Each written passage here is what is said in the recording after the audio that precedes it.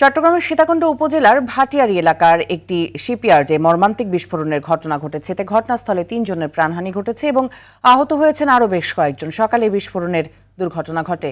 আহতদের দ্রুত উদ্ধার করে স্থানীয় হাসপাতালে ভর্তি করা হয়েছে। তাদের মধ্যে কয়েকজনের অবস্থা আশঙ্কাজনক বলে জানিয়েছেন চিকিৎসকরা। পুলিশ ও ফায়ার সার্ভিস ঘটনাস্থলে পৌঁছে উদ্ধার কাজ চালাচ্ছে। বিস্ফোরণের প্রকৃত কারণ অনুসন্ধানে তদন্ত শুরু হয়েছে।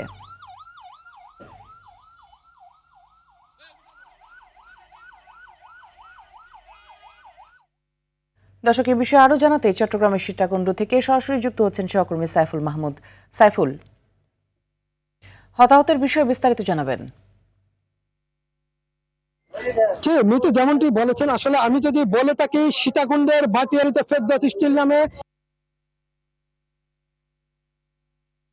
ভয়াবহ এবং খুবই মানবিক বিপর্যয় বলা হয়ে থাকে।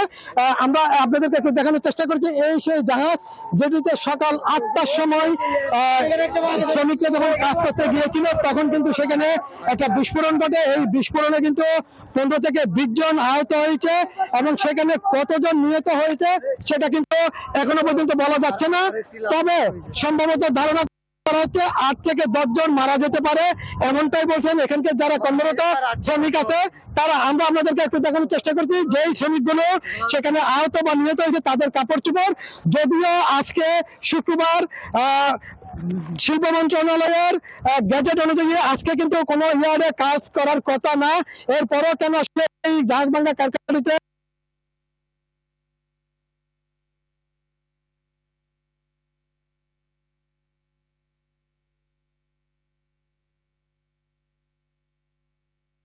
সাইফুল, আপনি আমাদের সাথেই থাকুন, প্রয়োজন আমরা আবার আপনার সাথে যোগাযোগ করব।